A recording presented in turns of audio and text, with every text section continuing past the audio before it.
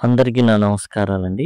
ఇప్పుడు మనం Charles Dickens రాసినటువంటి 'హార్డ్ టైమ్స్' గురించి తెలుసుకుందాం. ఇది చాలా యూనివర్సిటీస్‌లో ఉన్నటువంటి టాపిక్ ఇది. 'హార్డ్ టైమ్స్' చార్లెస్ డికెన్స్ చాలా చాలా గొప్ప నవలాకారుడు అని చెప్పాలి. ఎందుకంటే ఈయన రాసిన క్యారెక్టర్స్ ఏవైతే ఉన్నాయో, ఏదైనా కొత్త క్యారెక్టర్ వస్తే ఈయన రాసిన క్యారెక్టర్స్‌తో పోలుస్తూ ఉంటారనమాట. ఈయన చార్లెస్ డికెన్స్ 'హార్డ్ టైమ్స్' అంటే కష్ట సమయాలు, కష్టకాలాలు. యాక్చువల్‌గా ఈ టైటిల్‌కి తగ్గట్టే చార్లెస్ డికెన్స్ జీవితం కూడా చాలా కష్టకాలాల్లో జరిగింది. కారణం ఏంటంటే వీళ్ళ ఫాదర్ అప్పు తీర్చల. దీంతో వాళ్ళ ఫాదర్‌ని తీసుకెళ్ళి జైల్‌లో ఏశారు.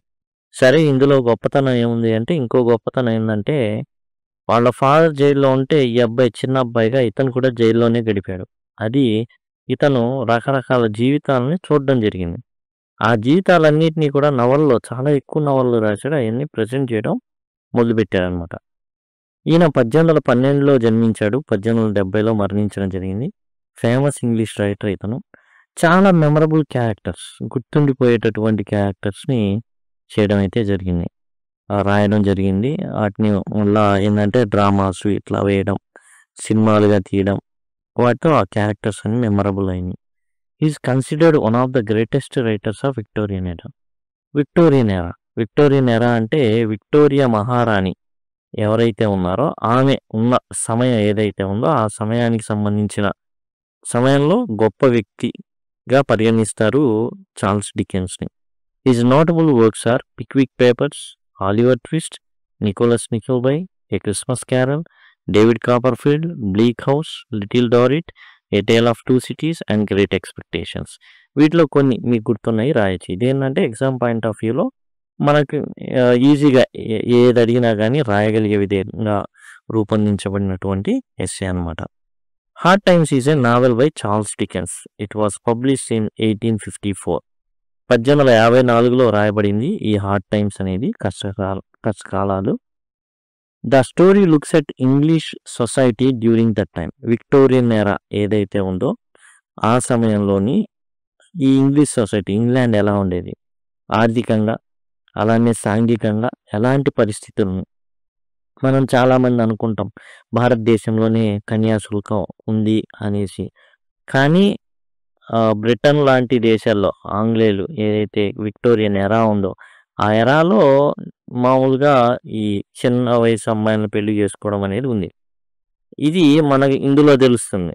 మన భారతదేశంలో గురజాడ అప్పారావు గారు కన్యాశుల్కం రాశారు. ఇందులో కూడా చిన్న అమ్మాయిని ఓ పెద్ద వయసు తన తండ్రి వయసు ఉన్న వ్యక్తితో పెళ్లి చేయిస్తాడు తండ్రి. అంటే ఈ క్రిటిసైజ్ చేస్తాడనమాట.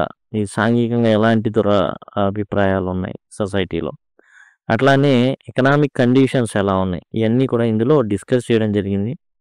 చార్లెస్ డికెన్స్ ఆనాటి కాలంలో ఉన్నటువంటి ఏవైతే బ్యాడ్ ప్రాక్టీసెస్ ఉన్నాయో వాటిని ఏమాత్రం తిట్టడానికి కానీ లేకపోతే విమర్శించడానికి వెనక్కి తగ్గల. 'Hard times' by Charles Dickens is about a strict man named mister Gradgrind. ఈ కథంతా కూడా మిస్టర్ గ్రాడ్గ్రైన్ ఎవరైతే ఉన్నారో ఆయన చుట్టే తిరుగుతుంది. He only believes in facts. ఇతనికి ఏందంటే అన్నీ కూడా ఫ్యాక్ట్సే. అంటే ఏందంటే ప్రాక్టికల్ మ్యాన్. ఏదైనా కానీ ప్రాక్టికల్‌గా ఉంటేనే చేస్తాడు. ప్రాక్టికల్ మ్యాన్ అనమాట. ఎంత ప్రాక్టికల్ మ్యాన్ అంటే ఉదాహరణ అంటే ఇప్పుడు వీళ్ళ అమ్మాయిని పెళ్లి చేయాలి. బాగా ఆస్తిపరుడు అంటే ఏదైనా కుర్రోడిని చూసి చేయాలి. అయితే వర్కౌట్ అవ్వదు. బాగా ఆస్తిపరుడు ఉన్న వయసు అనేది వయసు రీత్యా పెద్దోడైనా గానీ ఆయన కట్టబెడతాడనమాట. అంటే చాలా రిచ్ ఫ్యామిలీలోకి వెళ్ళిపోయిద్ది కదా! అసలు అందులో ఏమాత్రం సందేహం ఏమి ఉండదు కదా! అంత ప్రాక్టికాలిటీ అనమాట. యాక్చువల్‌గా ఇతను ఒక స్కూల్ నడుపుతూ ఉంటాడు కోక్‌టౌన్‌లో. ఓన్లీ ఇతను ప్రాక్టికాలిటీ మాత్రమే, ఎమోషన్స్‌కి వీటికి వాటికి ఏమాత్రం చోటివ్వడనమాట. అంటే ఎమోషనల్‌గా వెళ్ళడు. ప్రేమించాలి ఏముంది, ప్రాక్టికల్‌గా వెళ్ళడం అంటే ఎలా వర్కౌట్ అయిద్ది అలా మాత్రమే చూస్తాడు తప్పించి ఎమోషనల్ వేలో ప్రేమగా చూడడం, జాలి, దయ, కరుణ ఇట్లాంటివి ఉండవన్నమాట. He teachers his children Louisa and Tom to think the same way and never use their imagination. భవిష్యత్తులో ఇలా ఉండొచ్చు కదా, అలా ఉండొచ్చు కదా కాదు. ఇట్లా వెళ్తే ఇలా అవుతాం అట్లా ఉండిద్ది. అంటే ఒక ప్రాక్టికల్ వేలో మాత్రమే. అయితే కంప్లీట్ ఫెయిల్యూర్ అవుతాడు ఇతను. చాలా ఫెయిల్యూర్ అవుతాడు. ఎందుకంటే లైఫ్ అనేది ఎలా ఉండాలి అంటే ఒక ఎమోషనల్ వేలోను ఎమోషనల్ బ్యాలెన్స్ ఉండాలి. అండ్ ప్రాక్టికాలిటీ కూడా ఉండాలి. 2 కూడా బ్యాలెన్స్ చేసుకుంటూ వెళ్ళాల్సిన అవసరం అయితే ఉంది. మనం ఎళ్ళినా గాని పోతాడు గదా! పోయేవాడు పోతాడు గదా! మనం ఎళ్ళడం ఎందుకనుకుంటే కుదరదు. వాడు పోతాడని తెలిసినా కొన్నిసార్లు ఎమోషనల్‌గానే మనం ప్రవర్తించాల్సి ఉంటుంది. వెళ్ళాలి తప్పదు. He also runs a school in Coketown. కోక్‌టౌన్‌లో ఇతను స్కూల్ నడిపిస్తూ ఉంటాడు. అండ్ కూతురైన లూయిసాకి, కొడుకైన టామ్‌కి జస్ట్ ఏందంటే నంబర్స్, ఫ్యాక్ట్స్ ఇవి మాత్రమే బోధిస్తుంటాడనమాట. అంటే వేరే ఏది ఉండదు. ఇంటి పట్టునే ఉంటారు. బయట ప్రపంచం తెలీదు వీళ్ళకి. ఇక mister grand grain schools a girl named CC because her father works in a circus.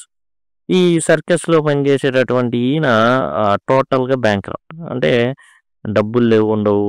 And అంటే ఫీజు గాని ఇట్లాంటివి అసలేమి ఉండవు ఇక. టోటల్‌గా ఏందంటే అతను ఒక రకంగా పారిపోతాడు.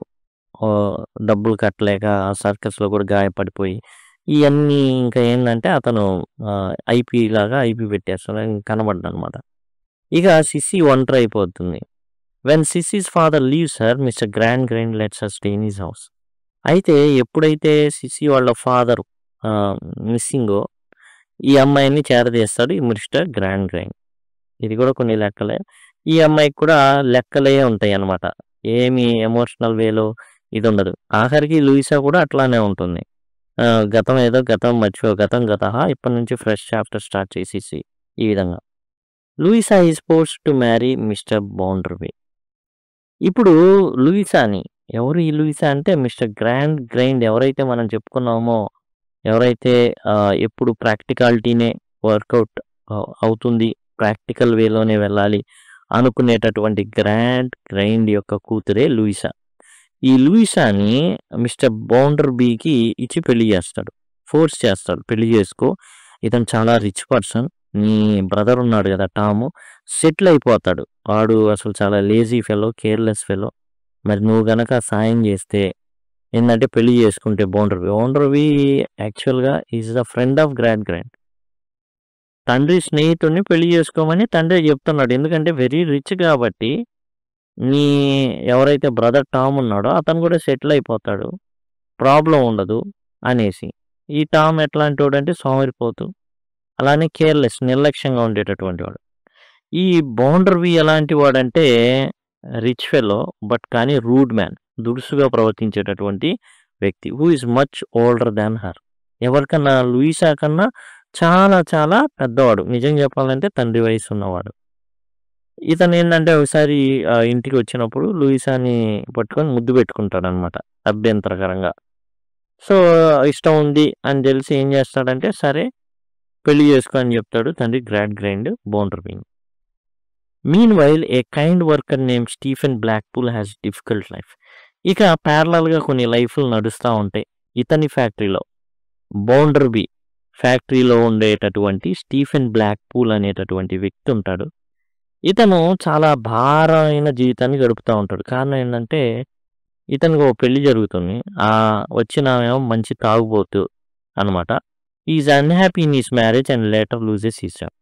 అండ్ బాగా మంచి తాగుబోతు. ఆడోళ్ళు తాగరు ఇయన్నీ కాదు. చాలా సొసైటీస్‌లో అన్ని రకాలైనయి. అన్నీ ఆపోజిట్ అయినయి. మాతృస్వామ్యం, పితృస్వామ్యం, ఎక్స్‌చేంజ్‌లయినయి. మనిషి మాత్రం మారడు. అయ్యే బాధలు కంటిన్యూ అవుతాయి. ఇక మంచి చెడులు మాత్రమే ఉంటాయనే విషయం కూడా అర్థమవుతా ఉంటుంది. ఈమె తాగుబోతు. ఈ భార్య. ఈమెని ఎట్లాగైనా విడిపించుకోవాలా. ఎళ్తాడు బౌండరీ దగ్గరికెళ్ళిపోయి అయ్యా! నేనిలా చాలా బాధల్లో ఉన్నాను. నన్ను కొంచెం విడిపించంటే ఖచ్చితంగా విడిపిస్తాను నేను నీ భార్య నుంచి. నీకు విడాకులొచ్చేటట్టు చేస్తానంటాడు. కానీ తర్వాత ఏం చెప్తాడంటే చాలా మంచిగా చెప్తాడు. చావు కబురు చాలా చల్లగా చెప్తాడనమాట. ఎలా చెప్తాడంటే ఇప్పుడు నువ్వు నీ భార్యతో విడాకులు తీసుకోవాలనుకో లాయర్‌ని పెట్టుకోవాలి. లాయర్‌ని పెట్టుకునే స్తోమత నీకుందా? లేదు. ఇప్పుడు అంత స్తోమత, అంత ఖర్చు పెట్టుకోవడం నీకు నేనెందుకు పెట్టుకుంటా? పెట్టుకోను. నువ్వు పెట్టుకోవాలి. ఉందా నీకు? లేదు కాబట్టి భరించు. ఏం చేయలేనప్పుడు భరించు. అయితే ఇతను స్టీఫెన్ బ్లాక్‌పూల్ ఇంకో అమ్మాయిని ప్రేమిస్తూ ఉంటాడనమాట. అక్కడే వర్క్‌కి వచ్చేటటువంటి ఆ అమ్మాయిని ప్రేమిస్తూ ఉంటాడు. ఇక ఈ అమ్మాయి పెళ్ళయింది లూయిసాకి. అయితే అక్కడ చాలా కష్టాలు పడుతూ ఉంటుంది.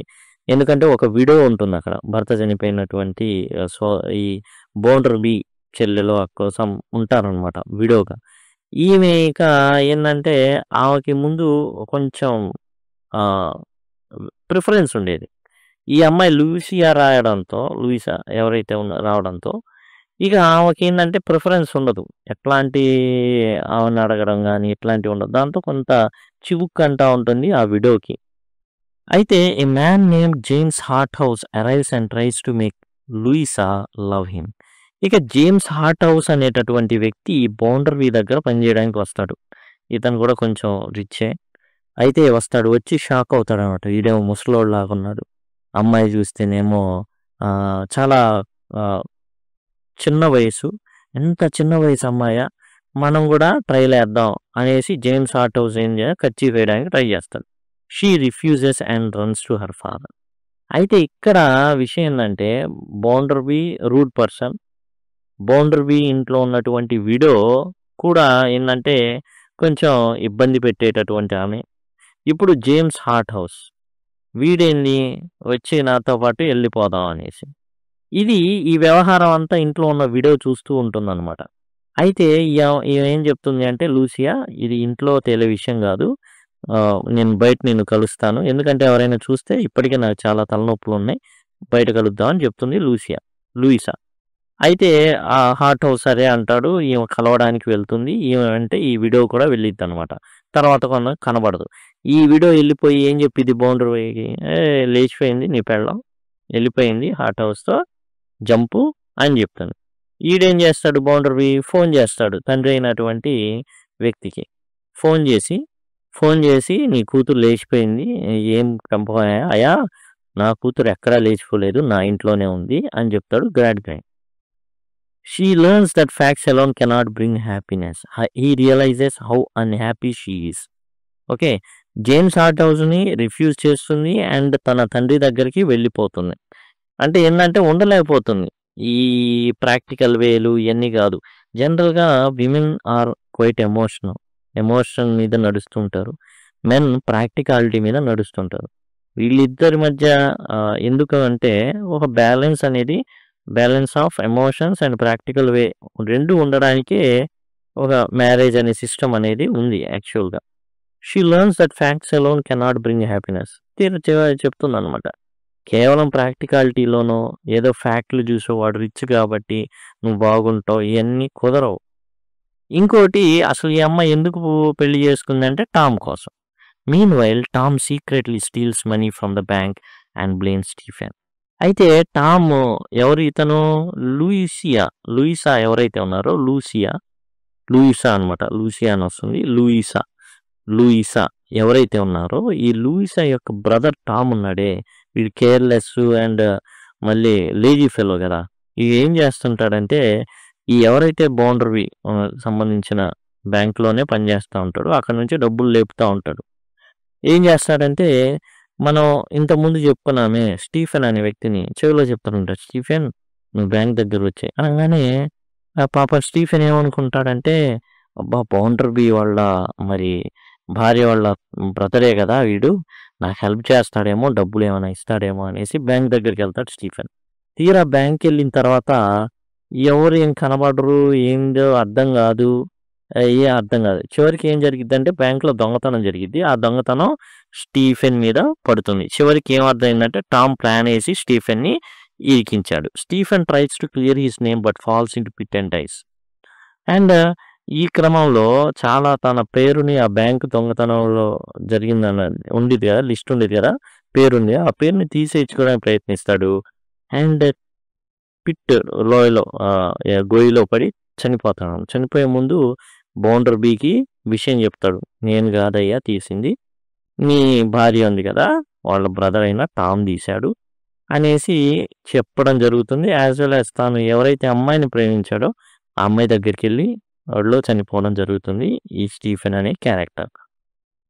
In the end Tom runs away to escape punishment. ఇక చివరిలో ఏం జరుగుతుంది అంటే ఓ పోలీస్ ఆఫీసర్ వస్తాడండి. ఓ పోలీస్ ఆఫీసర్ వచ్చేసి అరెస్ట్ చేయాలి టామ్‌ని అరెస్ట్ చేయాలి ఈ విషయం. ఈ అరెస్ట్ చేయడానికి వచ్చినటువంటి పోలీస్ ఆఫీసర్ ఎవరంటే గ్రాడ్ గ్రైండ్ యొక్క శిష్యుడనమాట. ఒరేయ్! నా కొడుకుని అరెస్ట్ చేయడానికి వచ్చావా? నువ్వు నా శిష్యుడు గదా! అరే వదిలేయరా! కొంచెమైనా నా మీద జాలి, దయ ఉంటే, ప్రేమ ఉంటే, అభిమానం ఉంటే అంటే, భలే వాళ్ళు గురువుగారు మీరేం నేర్పించారు?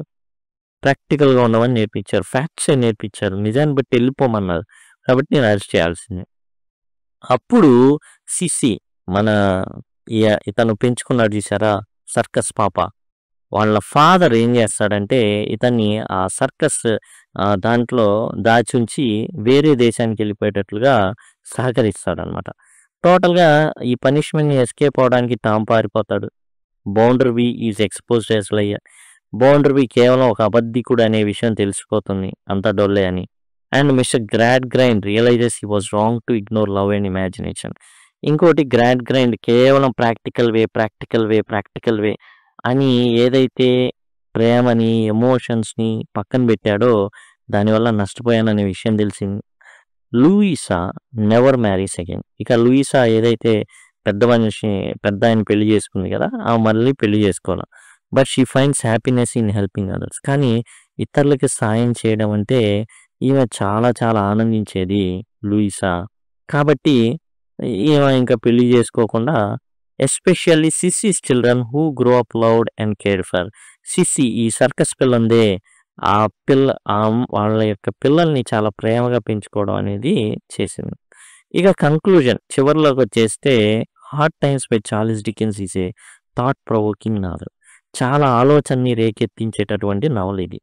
Through the story mister Gradgrind and his family, Dickens highlights the importance of love, imagination, kindness in bringing happiness and fulfilment. ప్రేమించాలా, ఇమాజినేషన్ అనేది కూడా ఉండాలా. ఓన్లీ ఫ్యాక్ట్స్తోనే వెళ్తే కుదరదు. కేవలం ఫ్యాక్చువల్ డేటా ఉన్నంత మాత్రాన అన్నీ ఇదవుతాయని ఉండదు. అన్నీ మారిపోవచ్చు. ఇది జీవితం అనిశ్చితితో కూడుకొని ఉంటుంది. ఏది పర్మనెంట్ కాదు. అన్నీ టెంపరరీనే. The novel teaches us that a life based solely on facts and reason is incomplete. కేవలం డేటా పట్టుకొని ఇక్కడ ఏందంటే అతని దగ్గర డబ్బులున్నాయి. ఇది అంత ఫ్యాక్టరీ ఉంది. అది ఉంది. ఇట్లానే వెళ్ళాలా, ప్రాక్టికల్‌గా వెళ్ళాలి. అన్నీ ప్రాక్టికల్ వేలో కుదరదు. కొన్ని ఎమోషన్స్‌తో నింపబడి ఉంటాయి. అంటే ఎట్లా అంటే ఇప్పుడు సపోజ్ గేట్ ఓ నిమిషం ఉంటుందండి. జస్ట్ అప్పుడే వచ్చాడు నేను గేట్ మూసేసాను కాబట్టి నువ్వు బయటే ఉండాలా, ఎగ్జామ్ రాయడానికి వీల్లేదంటే కుదరదు. It's quite emotional. ఎన్నో సంవత్సరాలు కష్టపడి చదివినట్టు వ్యక్తి. గేట్ జస్ట్ అట్లా ముయ్యంగానే వచ్చాడని ఇది చేస్తే ఎట్లా? That we must balance our rational thinking with emotional intelligence and compassion. జాయిలు ఉండాలి అండ్ రేషనల్ థింకింగ్ ఉండాలి. ఎమోషనల్ ఇంటెలిజెన్స్ వీటన్నిటిని బ్యాలెన్స్ చేయాలి. ఎగ్జామ్ జరుగుతుందనుకోని యాక్చువల్‌గా ఎగ్జామ్‌కి పావుగంట ముందే లోపలికి రానియాలి. పెద్ద వర్షం పడుతుంది. భయంకరమైన వర్షం. అరే! వాళ్ళు ఫ్యాక్ట్ ఏం చెప్పారు? జీవో ప్రకారం ఇచ్చినటువంటి దాని ప్రకారం రూల్స్ ప్రకారం పావుగంట ముందే లోపలికి రానియాలి. వర్షం భయంకరంగా పడుతుంది. తడిసి ముద్ద హాల్ టికెట్లు చినిగిపోయేంత వర్షం పడుతుంది. నేను రానీయను. రూల్ ప్రకారమే ప్రవర్తిస్తానంటే ఎట్లా? రేషనల్ థింకింగ్ ఉండాలి. ఎమోషనల్ ఇంటెలిజెన్స్ ఉండాలి. అండ్ జాలిదా అయ్యో! తడిసిపోతే ఎగ్జామ్ ఎలా రాస్తారు ఆ తడి బట్టలతో? మరి హాల్ టికెట్లు చినిగిపోతే ఎట్లా? అనేది ఉండాలి. ఇవన్నీ ఉండాలి. బ్యాలెన్స్డ్‌గా ఉండాలి. ఓన్లీ రూల్స్ ప్రకారమే వెళ్తా. ఓన్లీ ఫ్యాక్ట్స్ ప్రకారమే వెళ్తా. ఓన్లీ నేను ప్రాక్టికల్ వేలోనే వెళ్తాను అంటే ఇది బ్యాలెన్స్డ్ లైఫ్ అన్నీ ఉండాలి. కాబట్టి ఇదండి టోటల్‌గా 'hard times' by Charles Dickens. యాక్చువల్‌గా ఏందంటే గ్రాడ్ గ్రైండ్ అనేటటువంటి వ్యక్తి తాను ఒక సిద్ధాంతాన్ని, ఒక థియరీని నమ్ముకుంటాడు సిద్ధాంతాన్ని. దాని ప్రకారం ఏందంటే కేవలం ఫ్యాక్చువల్‌గానే వెళ్తాను. కేవలం తాను ఏందంటే అంతా కూడా ఏదైతే వర్కౌట్ అయిద్దో అట్లానే వెళ్తాను. ప్రాక్టికల్ వేలోనే ఉంటాను అనేటటువంటి మైండ్ సెట్‌లో ఉండి మరి లూయిసా జీవితాన్ని నాశనం చేస్తాడు. టామ్ కూడా చెడిపోతాడు. ఇక చివర్లో ఏందంటే తాను పద్ధతి మార్చుకున్నప్పటికీ కూడా నష్టం అనేది జరిగుంటుంది. ఇదండి 'hard times' by Charles Dickens. Thank you. Thanks a lot.